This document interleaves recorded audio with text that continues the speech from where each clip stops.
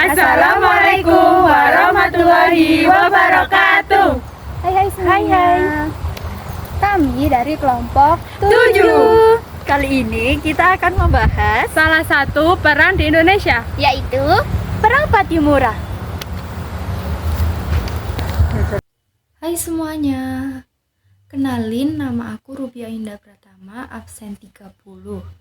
Nah, di video kali ini kami akan menjelaskan tentang Perang Pattimura yang terjadi di Maluku pada tahun 1817.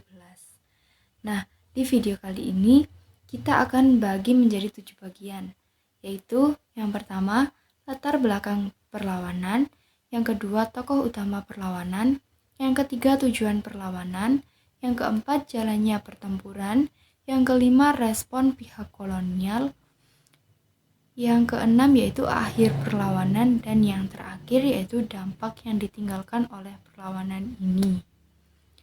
Nah, di bagian yang pertama yaitu latar belakang perlawanan, kalian akan ditemani oleh temanku yang bernama Elsa Amelia Putri. Perang Pattimura terjadi karena ketidakpuasan rakyat Maluku terhadap kebijakan kolonial Belanda yang sangat menindas. Setelah Maluku jatuh ke tangan Inggris pada tahun 1796 hingga 1816, rakyat sempat merasakan kebebasan. Namun, ketika Belanda kembali berkuasa pada tahun 1816, mereka menerapkan sistem monopoli perdagangan yang sangat merugikan rakyat. Belanda memaksa rakyat untuk menjual hasil bumi, terutama rempah-rempah, dengan harga yang sangat murah, sementara pajak semakin tinggi. Selain itu, rakyat dipaksa bekerja tanpa bayaran dalam sistem kerja paksa. Situasi ini menimbulkan kemarahan rakyat Maluku yang akhirnya memuncak pada perlawanan bersenjata yang dipimpin oleh Kapitan Pattimura. Nah, sekarang kita akan mulai ke bagian kedua, yaitu tokoh utama perlawanan yang akan ditemenin oleh teman aku yang bernama Aurelia Zerlinda Putri. Tokoh pemimpin perlawanan. Pemimpin utama dalam perang ini adalah Kapitan Pattimura atau Thomas Matulesi. Ia adalah seorang pemuda yang lahir di Maluku dan memiliki pengalaman militer saat bergabung dengan pasukan Inggris. Sebagai pemimpin, Pattimura dikenal sebagai sosok yang cerdas dan berani. Ia mampu mengatur strategi perang dengan baik dan mempersatukan berbagai kelompok masyarakat di Maluku untuk melawan Belanda.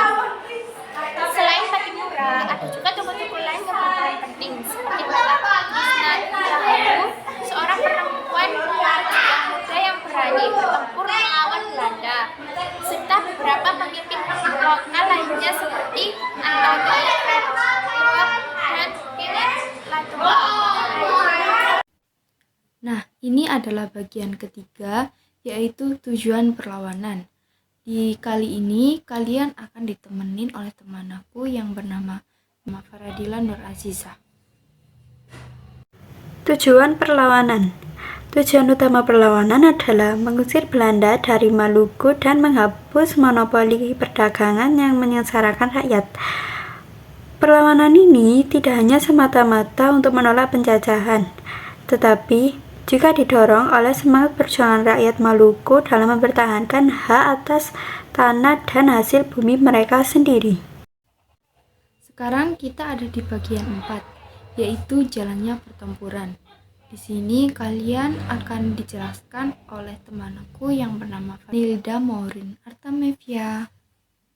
Perlawanan dimulai pada 16 Mei 1817 ketika Pattimura dan pasukannya menyerang benteng Trucide di Pulau Saparua. Dengan strategi yang matang, mereka berhasil merebut benteng tersebut dan membunuh Residen Van den Broek, seorang penjabat Belanda yang sangat kejam terhadap rakyat Maluku.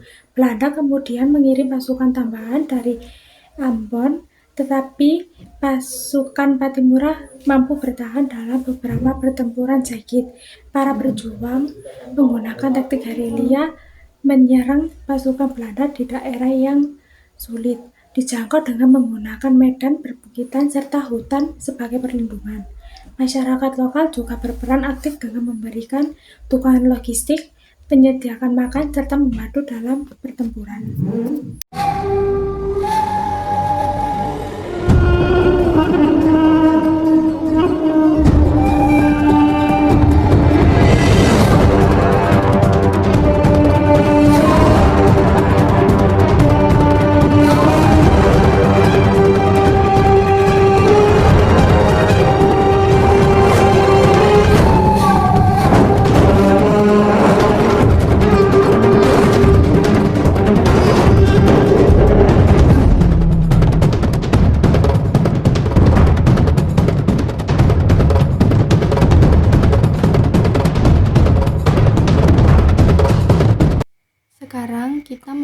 ke bagian 6, yaitu respon pihak kolonial. Belanda sangat terkejut dengan keberhasilan awal perlawanan ini. Mereka lalu melakukan serangan balasan dengan mengirimkan pasukan dalam jumlah besar ke Maluku.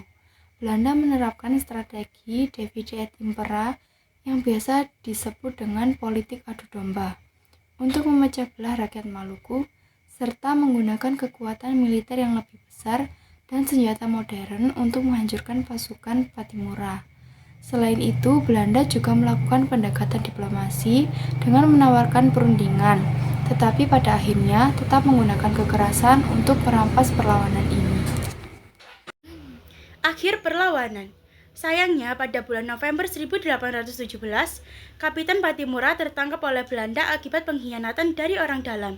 Setelah ditangkap, ia dijatuhi hukuman mati dan dihukum gantung pada 16 Desember 1817 di Ambon. Meskipun demikian, semangat perjuangan tidak padam. Pejuang lain seperti Martha Christiana Tiahahu tetap melawan hingga akhirnya ia ditangkap dan meninggal di kapal dalam perjalanan ke Jawa.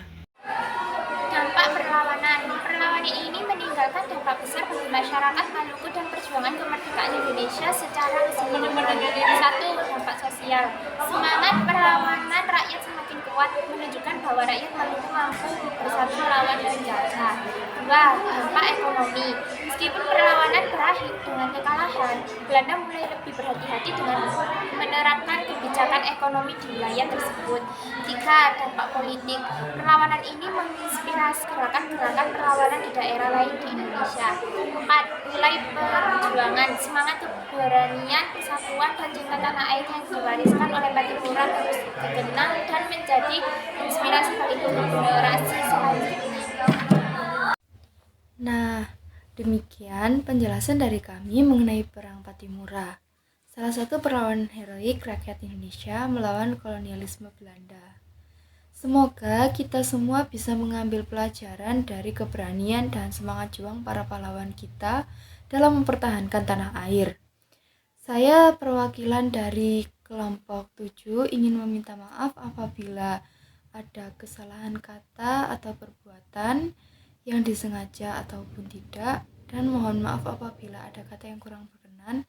Terima kasih. Wassalamualaikum warahmatullahi wabarakatuh.